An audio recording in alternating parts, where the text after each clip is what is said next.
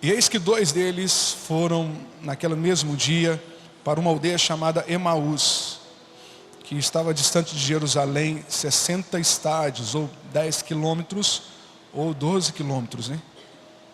Iam falando um com o outro sobre todas as coisas que tinham acontecido.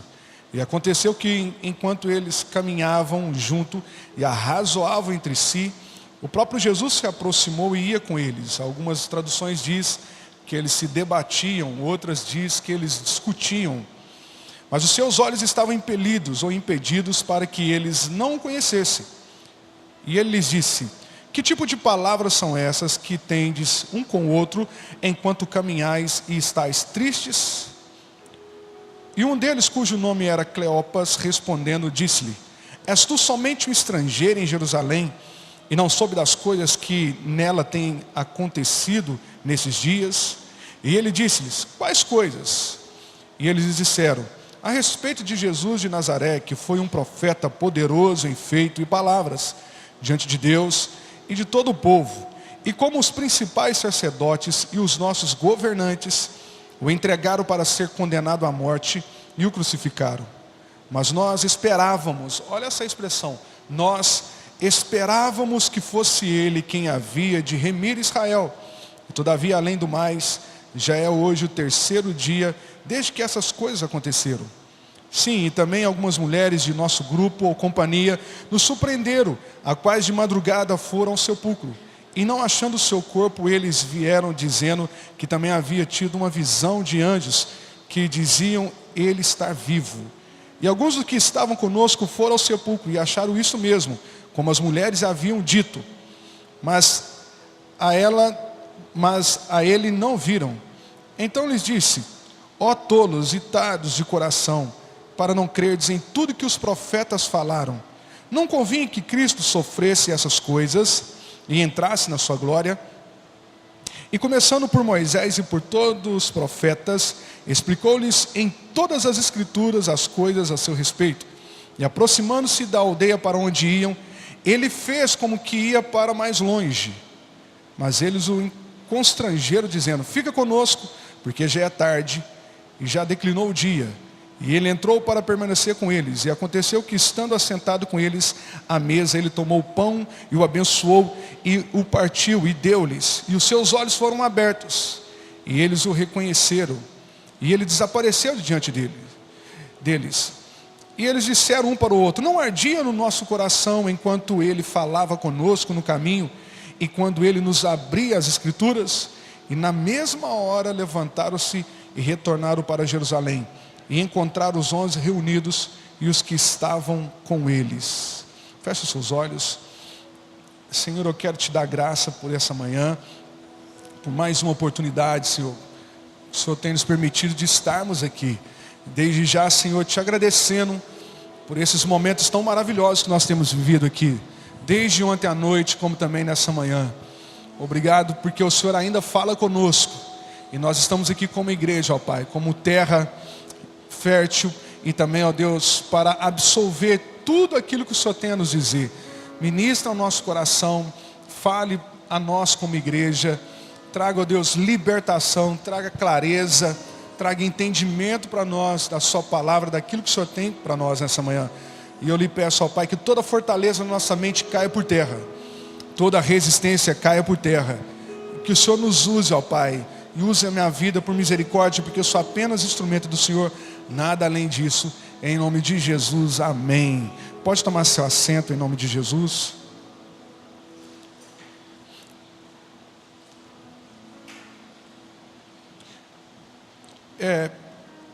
Muito tempo atrás, já tem talvez uns 6 meses, o Senhor tinha falado comigo sobre esse texto, desses discípulos que estavam a caminho de Emaús. E quando eu estava indo ontem para o hotel, eu estava raciocinando como foi a nossa noite e tal, querendo concluir aquilo que nós começamos ontem à noite. Eu senti muito forte no meu coração de falar sobre esse texto. E numa outra oportunidade, talvez eu conclua aquilo que eu comecei ontem, porque eu entendo que foi até ali onde o Senhor me permitiu ir. E eu quis aqui tratar com vocês esse assunto porque ontem estava muito clara na minha mente essa história. É óbvio que eu ministrei num outro aspecto na nossa igreja, trazendo uma outra visão do entendimento, mas a palavra de Deus ela é maravilhosa porque o Espírito Santo ele te traz detalhes que havia passado desapercebido em outros momentos. E ontem, quando eu estava no hotel, assim que eu acabei de falar com minha esposa, eu entendi, o Espírito Santo eu creio, falou no meu coração, que esse texto também se tratava de relacionamento, se tratava de intensidade. Inclusive eu até lembrei ontem, que eu estava dizendo com os irmãos aqui, que o nosso Deus, Ele procura se relacionar com a sua criatura. Foi uma das primeiras coisas que eu disse ontem. E aqui a gente vê novamente o nosso Deus, Jesus, entrando numa cena para se relacionar com o homem e resgatá-lo, para lançá-lo de volta ao propósito inicial, à vontade que o Senhor tinha para a vida deles. O que eu acho muito interessante nesse texto aqui, que tanto Cleopas e esse discípulo desconhecido são pessoas com não tanta evidência na igreja primitiva. Você não vai encontrar em outros momentos esse nome Cleopas ou esse discípulo aparecendo na história, nem esse homem desconhecido. Eu acho muito legal isso, porque pode ser desconhecido pelas escrituras, pode ser desconhecido pela literatura, ou até mesmo para a gente, mas não é desconhecido para Deus, não é alguém desconhecido para Jesus. Eram peças importantes para aquele conjunto de obras que o Senhor queria fazer naquela época. E quando o Senhor percebeu que eles estavam caminhando por um caminho totalmente contrário àquilo que Ele queria, a palavra de Deus diz que o Senhor apareceu na história deles, e é isso que nós acabamos de ler. Mas vamos lá. Nós entendemos que hoje, a gente estava conversando ontem na casa do pastor Abner, do missionário, que tem muita gente hoje cansada, desanimada, assim, desiludida, por causa que não aconteceu aquilo que eles queriam. As respostas não vieram, aquilo que eles sonharam não chegaram, e por causa disso eles foram cansando. Hoje a gente encontra uma geração cansada, cansada de esperar, a moça cansada de esperar no casamento, o rapaz cansado de esperar. Senhor, estou esperando e nada. Estou esperando aquela promoção, estou esperando o ministério se afirmar, estou esperando isso, aquilo. Então a gente percebe muitas pessoas decepcionadas, porque acreditavam que as coisas iam acontecer rapidamente e não aconteceram. Aqui nós encontramos algo muito interessante nesse texto. Só para nós recapitularmos, Jesus era aquilo que os profetas haviam dito sobre Ele. Olha, vai chegar um homem, como esses mesmos discípulos disseram, que vai remir Israel. Eles acreditavam no domínio de Israel sobre toda a terra, porque eles estavam cansados de serem escravos e de submeterem a lideranças, até mesmo lideranças ruins.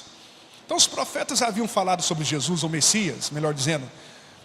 Os patriarcas sinalizavam sobre esse Messias, sobre esse reino perfeito que viria. Os pais deles falavam sobre isso, eles iam para os cultos, para as sinagogas, eles eram ensinados sobre a esperança de ter a fé viva que viria um Messias. Aí de repente, esse Messias chega, com fatos, evidências claras do seu poder, como eles mesmos disseram. Olha, ele fazia maravilhas, ele fazia coisas extraordinárias. De repente eles começaram a ficar decepcionados, porque esse Messias veio com uma pegada diferente de propósito. Porque eles achavam que ele ia pegar a espada e ia destruir, destronar o império de Roma. E a gente fica muito, eu falo sempre isso, como que nós temos o senso crítico apurado sobre Judas, né? Judas é um cara terrível. Você colocaria o nome do seu filho de Judas? Judas tem um significado extraordinário, mas não colocaríamos por causa do histórico de Judas.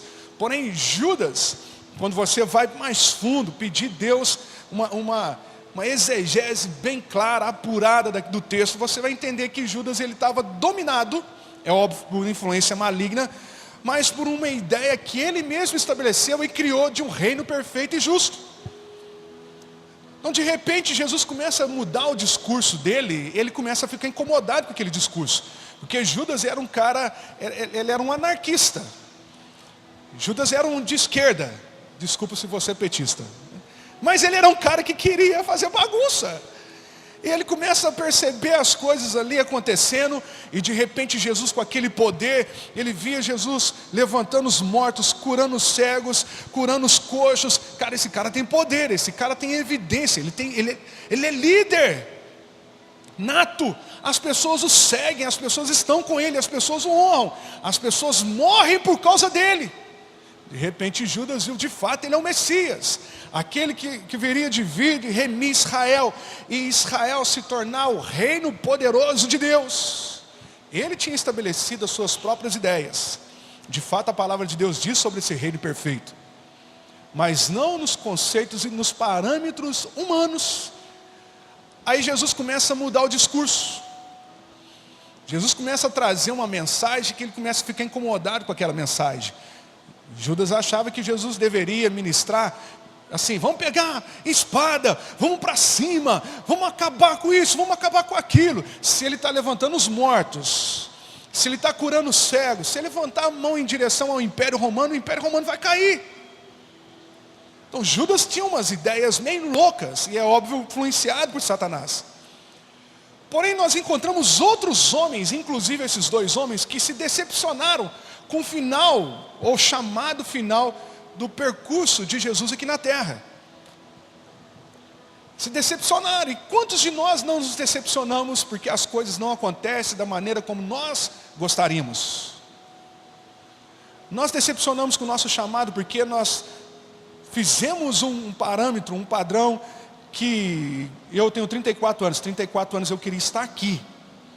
Aí você vai ver, você está mas bem longe de onde você gostaria de estar. Decepcionamos em vários momentos na igreja. Decepcionamos, infelizmente, até com Deus, porque a gente quer que Deus faça do jeito que nós queremos, e Ele não vai fazer do jeito que nós queremos. E quando nós nos decepcionamos porque estabelecemos um padrão próprio e não um padrão divino, nós rompemos com o relacionamento. E quando rompemos com o relacionamento, investimos em um percurso, ou investimos em algo que está totalmente contrário ao propósito de Deus para a nossa vida. Entenda o que eu estou dizendo aqui para vocês. Esses discípulos faziam parte da igreja de Cristo. Eles estavam presentes nos grandes movimentos e cruzadas do Senhor. E segundo os historiadores, em alguns momentos das cruzadas divinas de Cristo, chegou a ter 20 mil pessoas, 15 mil pessoas. Era um grande exército. A notícia de Jesus se espalhou por todo Israel. Todo mundo falava sobre esse tal Jesus. Cara poderoso, em feitos, em obras. Eles mesmos trazem aqui a descrição. De repente eles idealizaram algumas coisas. Olha, a multidão estava com fome, ele multiplicou pão e peixe.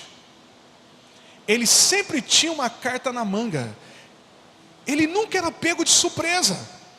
Os líderes religiosos vinham contra ele e tentavam arrumar argumentos para destruí-lo. Ele sempre conseguia acabar com esses líderes. Ele era o cara.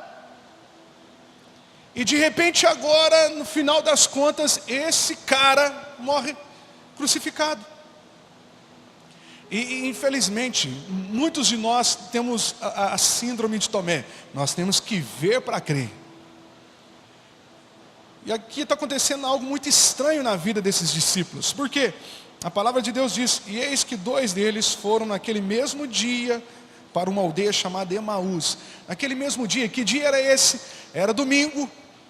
Jesus havia sido crucificado, já havia enterrado Jesus, e de repente eles não conseguem enxergar as coisas como o próprio Jesus havia dito. Por mais que alguém já tinha trago a evidência que havia visto Jesus. Ó, eu vi Jesus. Mas eles não haviam visto Jesus. A mente deles, infelizmente, estava cauterizada a uma ideia de decepção, de esperança. Estavam decepcionados. Cara, eu achava que ele seria aquele que remia Israel. Achava que seria diferente. Até porque naquela época surgia sempre novos líderes. A Bíblia diz sobre esses segmentos religiosos. mentirosos que acontecia. O próprio Gamaliel, quando ele estava diante do conselho, ele disse: olha, se esse Jesus for uma mentira, vocês podem ter certeza que daqui a pouco acaba, como já aconteceu com outros. Então esses homens, eles tinham andado com Jesus, viu curas, milagres sobrenaturais, coisas extraordinárias acontecer, mas agora eles estavam decepcionados, cansados, com dúvidas. E quando nós permitimos a dúvida entrar no nosso coração, nós rompemos com o relacionamento. Vou falar uma coisa engraçada para você, mas você sabia que a maior causa de divórcio hoje no Brasil é a dúvida? A dúvida se essa mulher é fiel a mim mesmo.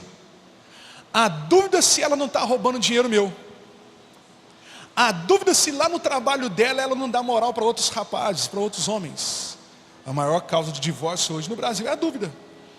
A dúvida se eu posso confiar de fato nela. Então o que eu estou querendo dizer para você? A dúvida, infelizmente, ela bloqueia um relacionamento. Ela atrapalha a intimidade. Você já percebeu que quando alguém se relaciona com uma pessoa e entra a conversa dos ex, o ambiente tudo muda? É assim ou não é, gente? É assim ou não é? Lá na minha casa eu carrego uma cruz chamada Maria, que é a minha sogra. E quando a minha esposa está longe, ela sempre fala do ex da minha esposa, para me irritar. De vez em quando ela deixa o diabo usar ela, irmãos. Aí eu chego na cozinha, vou arrumar alguma coisa. Porque o dito cujo lá, o esquisito lá, fazia isso, fazia aquilo, não sei o que tem e tal. Às vezes eu estou viajando, ela quer que eu faça as coisas para ela. Eu estou longe, minha filha, eu não estou aí. Aí eu começo a perceber que algo no ambiente começa a mudar. Porque o diabo pega essas situações, olha, tá vendo? Tá falando do ex. O ex cuidava da sogra, cuidava melhor dela também, fazia isso, aquilo, tal, tal. Então a dúvida começa a atrapalhar essa intimidade. A gente saiu quinta-feira porque eu ia viajar, então eu tenho que sair para negociar com as minhas filhas e com ela, né? Então eu falo, eu quero comer costela. E a gente, depois do curso que eu estava fazendo, vamos comer costela. Aí eu estava lá no curso fazendo uma prova, chegou uma mensagem da Carmen para mim. Não vamos permitir esse tipo de conversa. Você vai viajar, vai ficar alguns dias fora. Aí a gente fica brigado por causa disso, tal.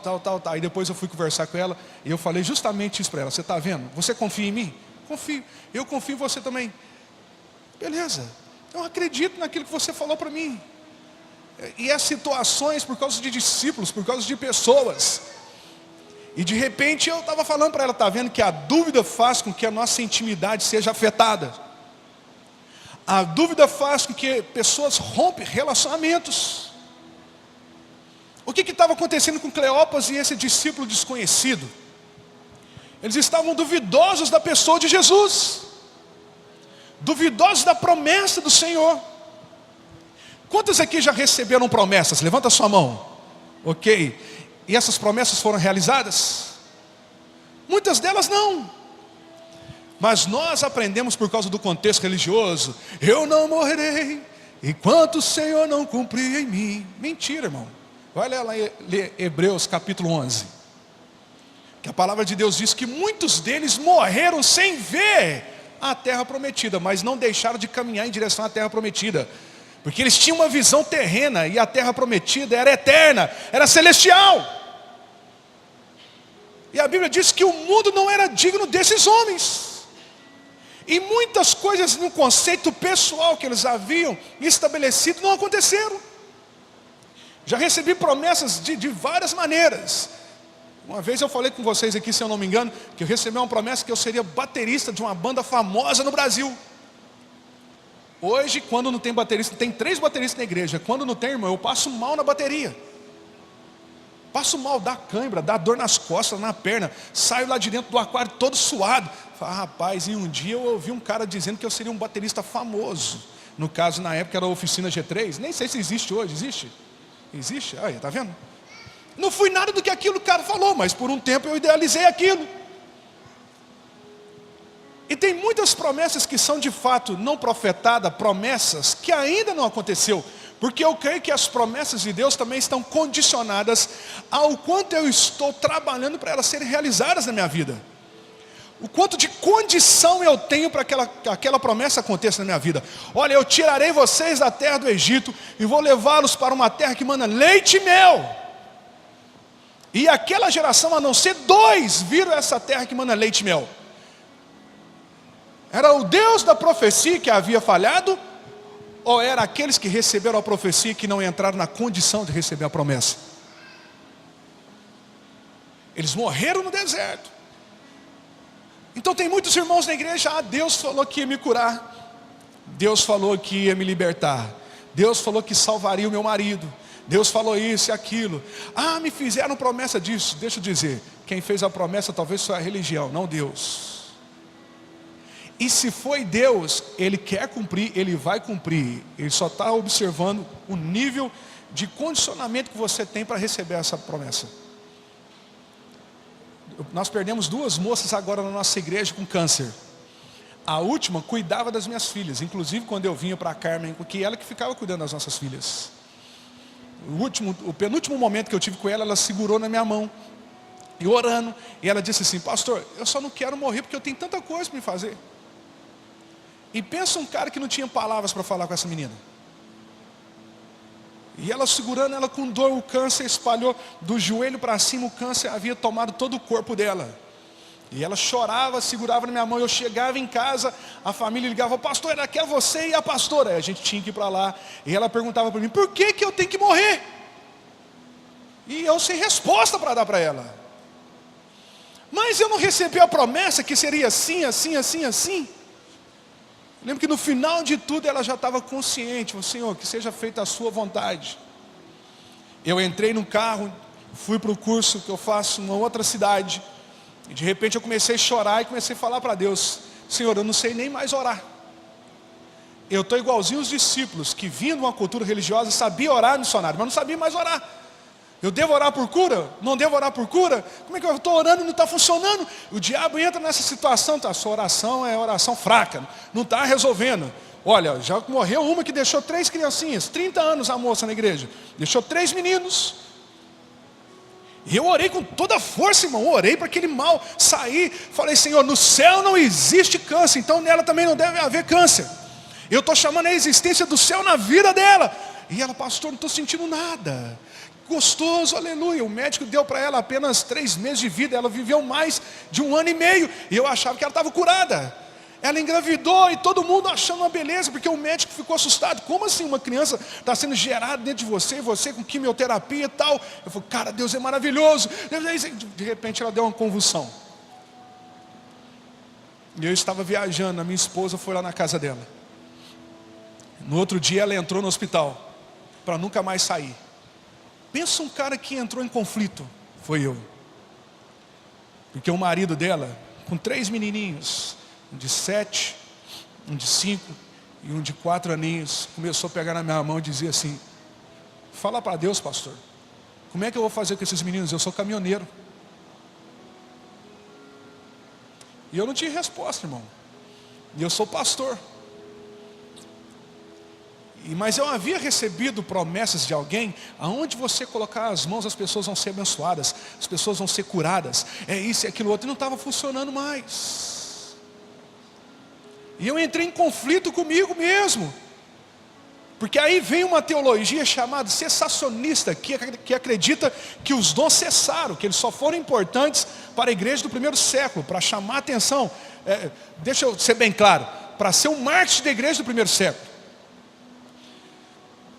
E de repente, mesmo eu não acreditando nessa doutrina, que eu sou continuista, eu creio que os dons ainda são evidentes e claros no nosso meio, estava começando a acreditar nessa ideia: não vou orar mais para as pessoas ser curadas, não.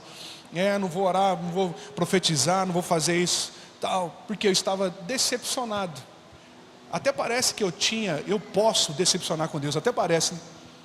Mas como a minha mente e a natureza nossa sempre está brigando, gritando, eu estava decepcionado.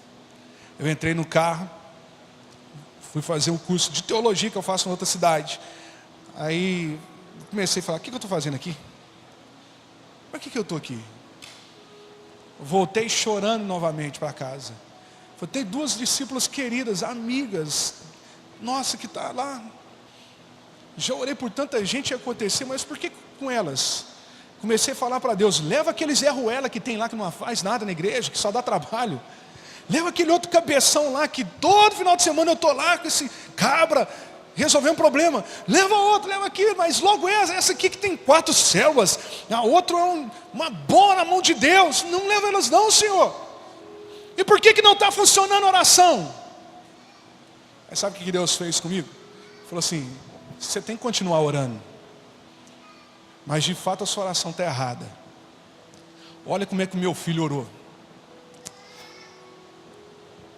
Senhor, se for possível, passa de mim esse cálice sem que eu beba. Você pode pedir. Agora, se eu vou fazer, é questão minha. Por isso nós estimulamos a igreja a orar. Mas nem sempre o Senhor vai dizer sim. Nem sempre o Senhor vai dizer ok. Nem sempre Ele vai dizer, vai ser sim. Porque nós não entendemos os planos dEle. Nós não entendemos o que faz parte do propósito, do projeto do Senhor. E tem gente que ainda acha que Jesus, quando Ele fez essa oração, Ele estava pedindo para o Senhor o livrar da cruz. Nada disso, você acha que Jesus estava com medo da cruz? Ele nasceu por causa da cruz. Ele sabia da cruz.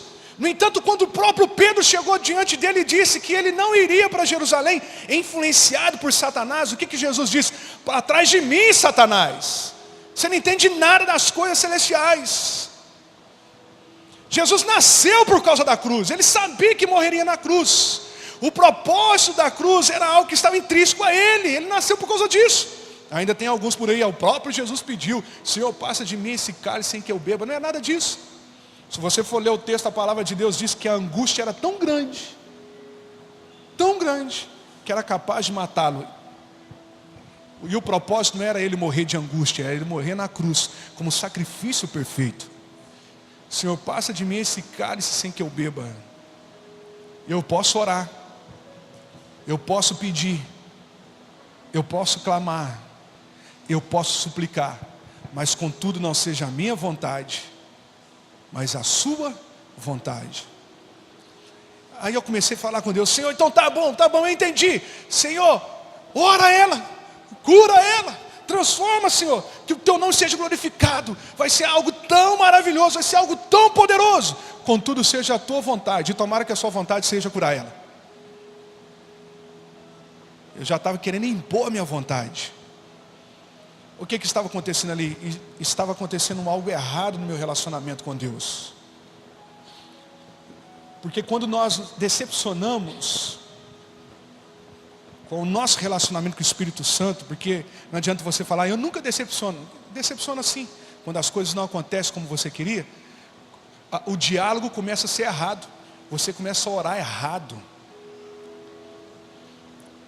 Quantas pessoas que têm orado de forma errada?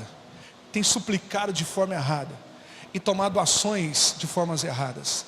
E quando nós decepcionamos, quando nós frustramos, nós tomamos decisões erradas. Por isso, nunca tome decisão em tempos de crise.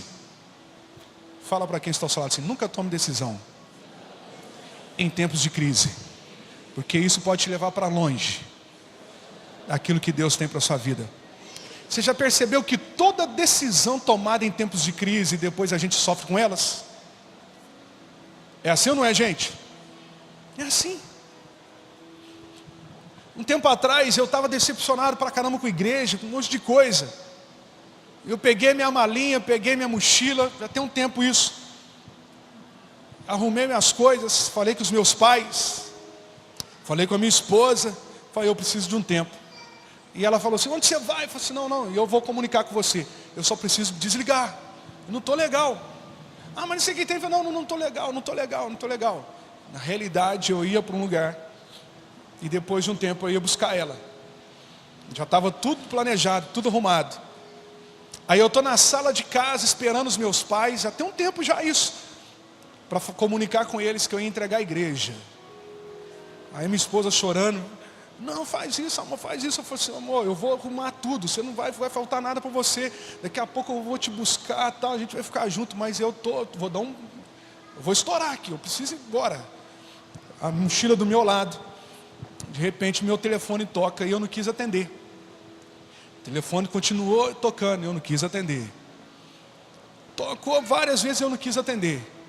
De repente uma pessoa mandou uma mensagem para mim assim: e aí, você está bom?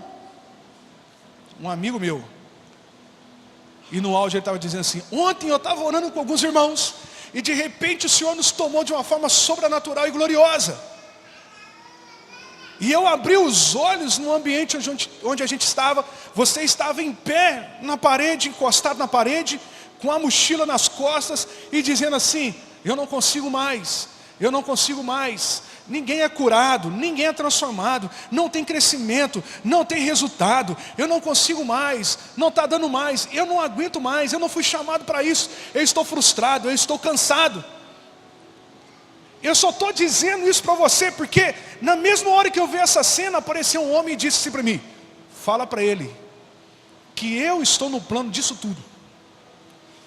Eu falei: caramba, velho, eu só tinha que te falar isso. Eu te liguei umas 10 vezes, você não me atendeu. Aí eu falei para ele: cara, eu estou com a mochila aqui do meu lado e a mala na minha frente. Eu estava indo embora agora.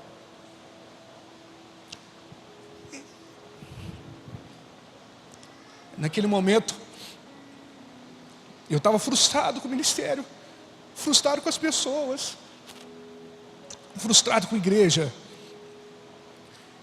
cansado, não dava mais. Eu estava como Cleópas e esse discípulo, acreditava que aconteceu alguma coisa e não aconteceu. Sabe o que eu fiz? Eu estava indo embora para Emaús. Jerusalém significa lugar de paz, Emaús significa lugar de águas quentes. Eu estava saindo do lugar de paz e investindo em um lugar que era desagradável. O que você consegue fazer com água quente? Dá para beber água quente? Não. Água muito quente você consegue tomar banho? Não. Eu me senti como esse Cleópas, e esse cara sabia da existência de Jesus. Eu acreditava na pessoa de Jesus, porém estava decepcionado com várias coisas, até comigo mesmo, e cansado. E isso estava atrapalhando a minha intimidade, o meu relacionamento. Eu estava rompendo ali meu relacionamento. Quer saber de uma coisa? Eu vou embora. Talvez eu estou falando para alguém aqui que você já estava com essa ideia. Você já estava com a mochila pronta para abandonar aquilo que Deus queria para a sua vida. Você já estava com a sua bagagem pronta para sair do lugar de paz e ir para um lugar desagradável que é Emaús. Você já estava pronto, já decidido, mesmo diante da evidência que Jesus está presente, que Jesus ressuscitou, que Jesus está entre nós. Não, mas aqui eu não quero mais. Isso que eu acho extraordinário. Porque quando você menos espera, Jesus aparece na sua história. É assim ou não é? E eu com a mochila do meu lado no sofá. As minhas filhas tinham ido para outro lugar. Eu conversando com a minha esposa. E eu dizia para ela: você não está entendendo o que está dentro de mim. Eu não está entendendo, não é problema com você, não é problema, não é problema com a igreja, com o povo, com gente. É você tentar ajudar alguém e essa pessoa não te dá esse resultado. É você orar de madrugada, de dia, fazer isso e aquilo outro, e as respostas não vêm. Eu estou cansado. E achava que o Senhor não ia aparecer. E de repente o Senhor aparece na vida dessas pessoas no anonimato. Cleópas não era o líder da igreja primitiva. Cleópas não era o pastor da igreja primitiva. Esse outro discípulo desconhecido, a gente nem sabe o que ele foi na igreja primitiva. É isso que eu acho extraordinário, porque cada um da igreja tem um papel fundamental dentro do propósito de Deus. E é por isso que ele aparece no caminho dessas pessoas, de formas inusitadas. Às vezes usando pessoas que estão longe, para ter uma visão sobre você. Às vezes ele mesmo aparecendo para falar com você. Às vezes ele mesmo se materializando de uma forma que você não o reconhece, e dizendo para você: o que você está fazendo aqui? Alguns dias atrás apareceu um cara do nada na minha frente e falou assim para mim: você só não pode parar. Você está doido, velho?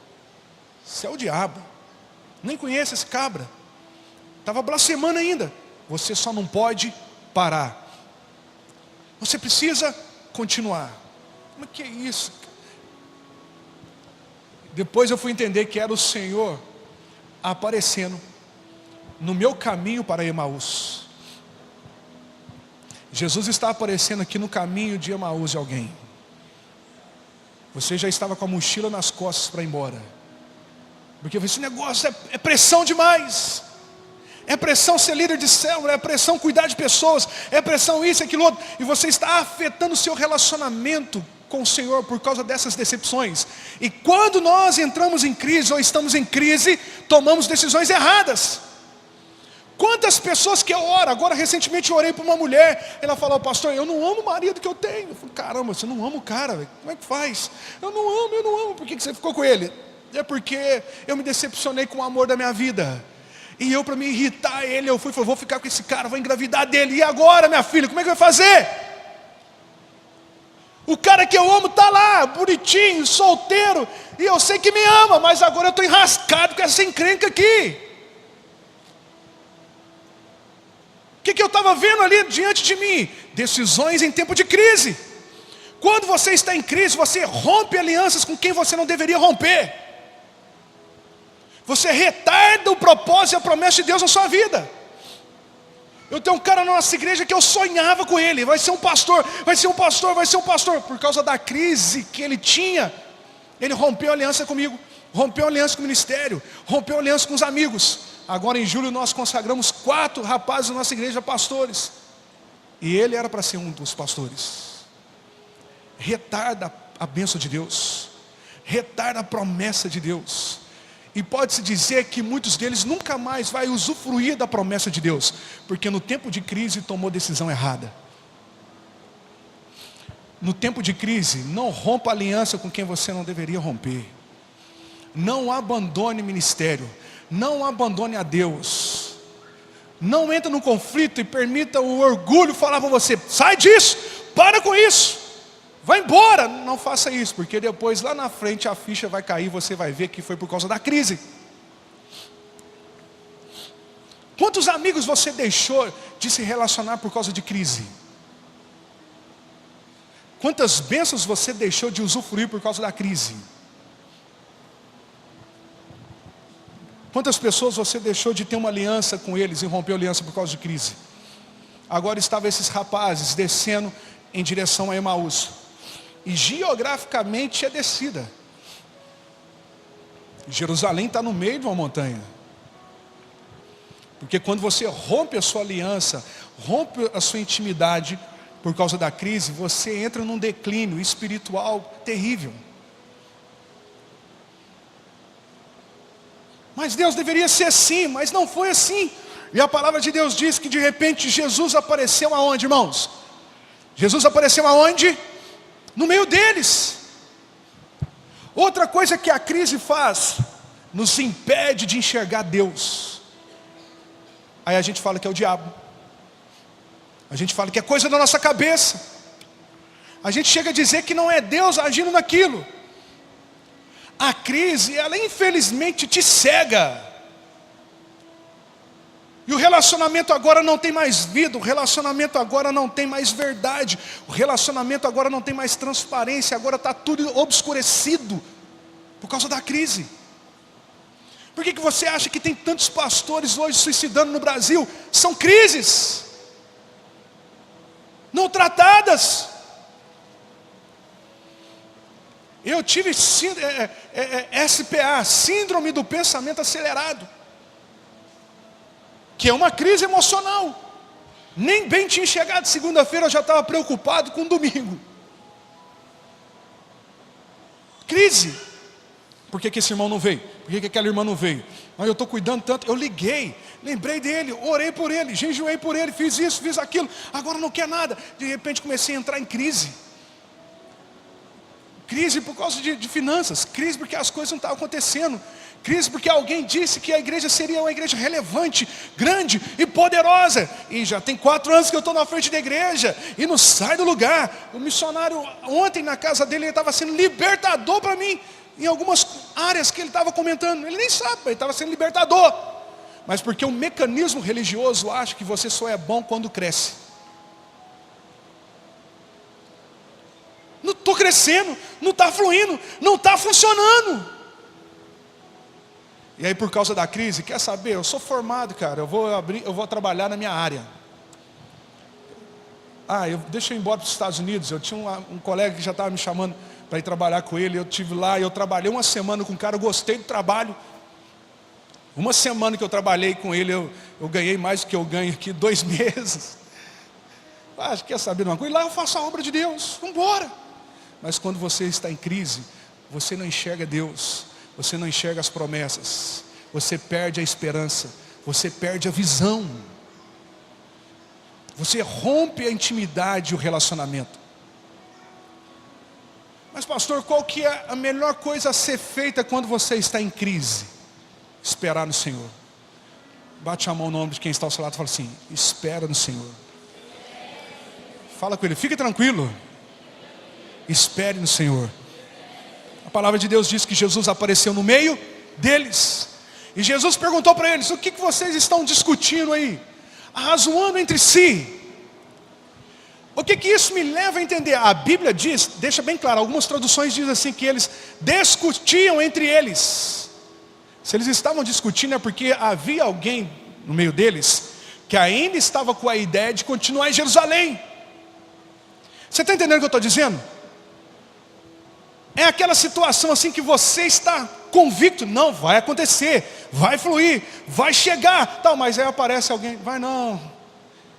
É igual o Atlético Mineiro ganhar um Mundial, vai não, vai não. Ou o Palmeiras ganhar um Mundial, vai não. Já viu aquela pessoa que chega, você está, não vai acontecer, esse ano não foi, mas o ano que vem vai, não vai acontecer, vai não filho, para. Ele já morreu. Sabe aquele homem poderoso e tal, ele morreu. As irmãs lá, e você sabe que irmã, eu até imagino o diálogo dele, você sabe que irmã exagera. As irmãs lá do Coquinho foi lá no túmulo lá e viu o túmulo aberto. E viu um anjo que falou que ele já não estava mais morto. Mas cá para nós, você viu ele ressuscitado? Não, eu também não vi. Vamos embora, filho, vamos embora. Para com isso, vamos embora. É assim, não é, irmãos? Dentro da igreja aparece gente assim. No seu convívio aparece gente que quer investir em Emaús e quer que você invista com ele. Não, eu quero ficar em Jerusalém. Não, vai acontecer. Não vai, meu filho, vamos embora. E enquanto isso ele está te empurrando para Emaús. Vamos embora.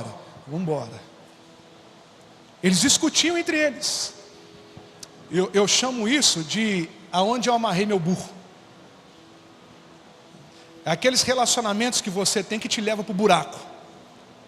É aquelas amizades que você tem que te bloqueia de receber as bênçãos de Deus. Eu sempre tenho isso comigo. De alguns lugares que eu entro que eu digo assim, não deveria entrar aqui. Entrei por causa desse burrão aí.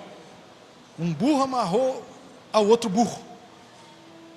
Eles estavam a caminho de Emaús e Jesus apareceu no meio deles. O que vocês estão discutindo? E eles começaram a dizer para Jesus: tu és o único nessa terra que não sabe sobre o fato acontecido de Jesus de Nazaré. Estava dizendo assim para Jesus: talvez você seja um turista, ou você está desatualizado das notícias. Você não está vendo o G1 não? Você não está vendo a Folha de São Paulo não? Você não está acompanhando as notícias?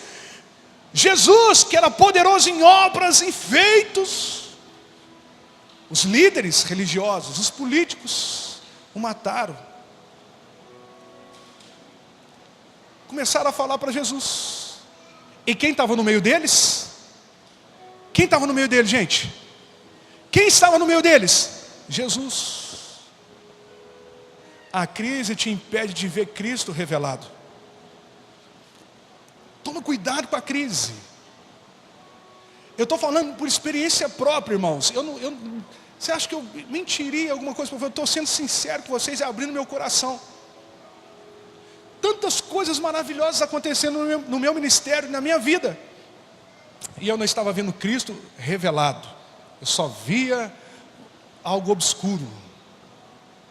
Não via as coisas fluindo, acontecendo. Porque eles se ataram às notícias ruins. A crise agora fazia mais parte da vida deles do que o próprio Jesus. Estava mais clara a evidência da crise do que propriamente Cristo neles. Você não ficou sabendo? E Jesus do lado deles, eles não conseguiam enxergar Jesus. E a palavra de Deus diz que de repente o Senhor os corrigiu. O que Jesus disse para ele? Ó tolos!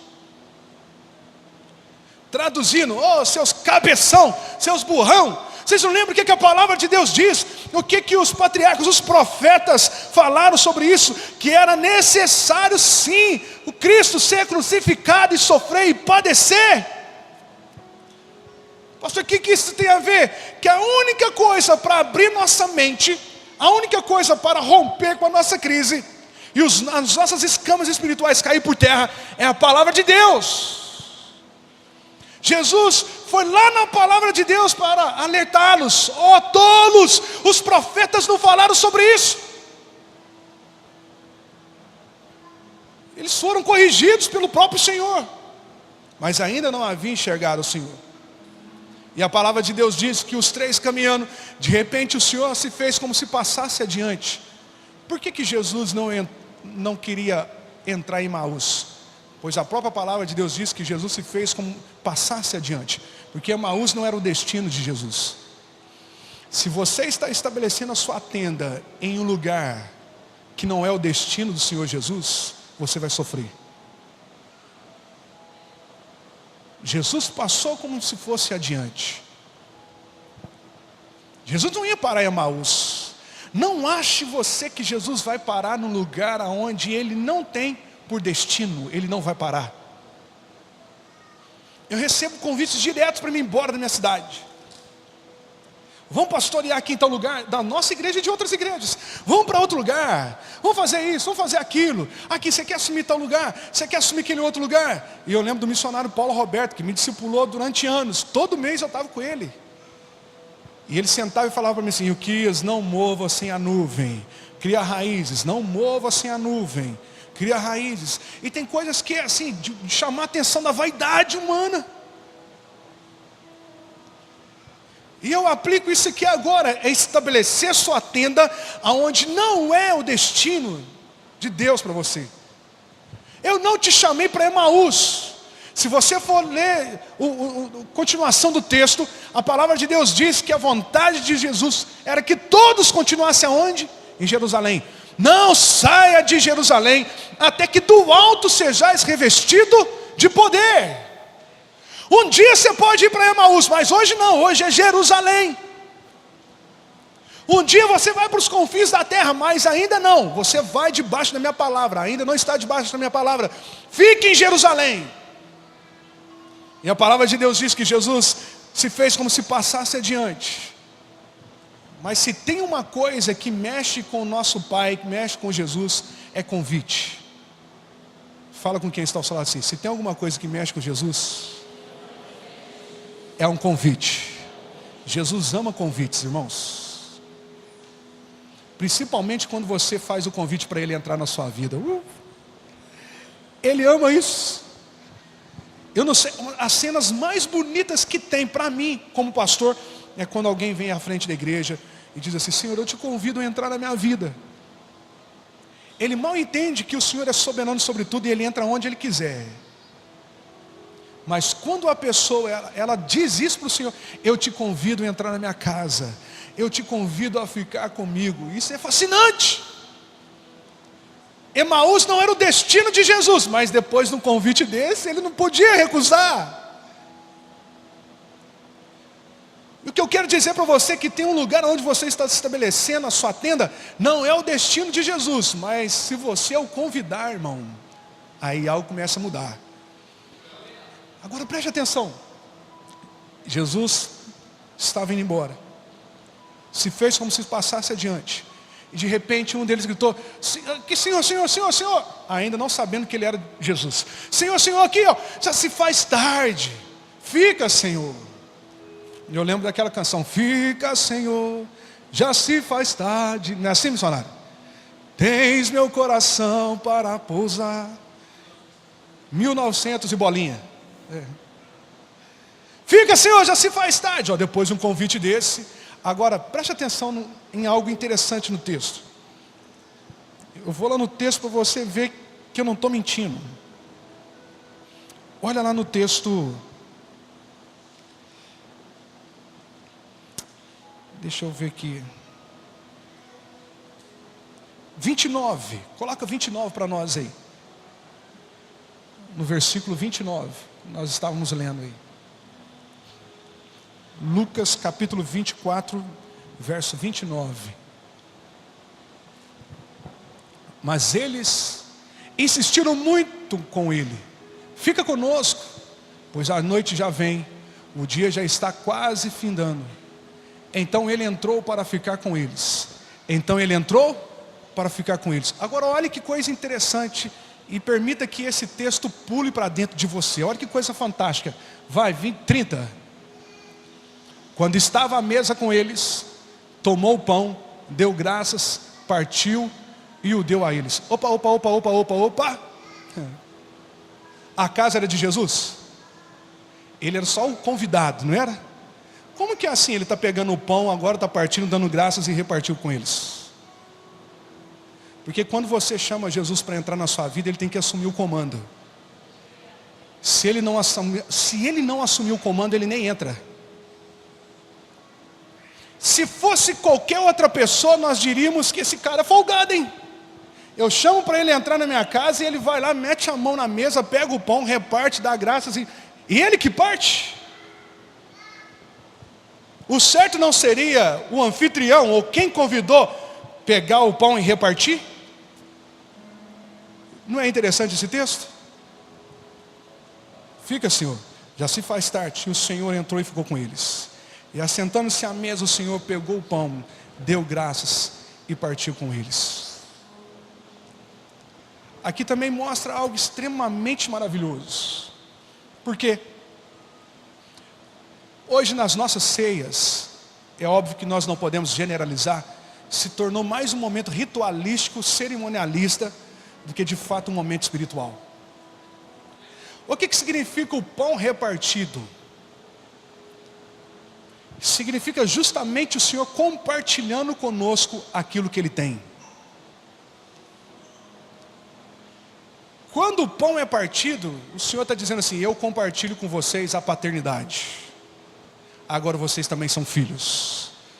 Eu compartilho com vocês a eternidade. Agora vocês também têm acesso à eternidade. Eu compartilho com vocês a salvação. Eu compartilho com vocês a minha vida. Eu compartilho com vocês o meu poder. Eu compartilho com vocês a graça. Eu compartilho com vocês a misericórdia. E no final está dizendo assim: fazer isso em memória de mim. O fazer isso em memória de mim não tem nada a ver com cerimônia. Pronto, acabou. Não. É fazer como Ele fez.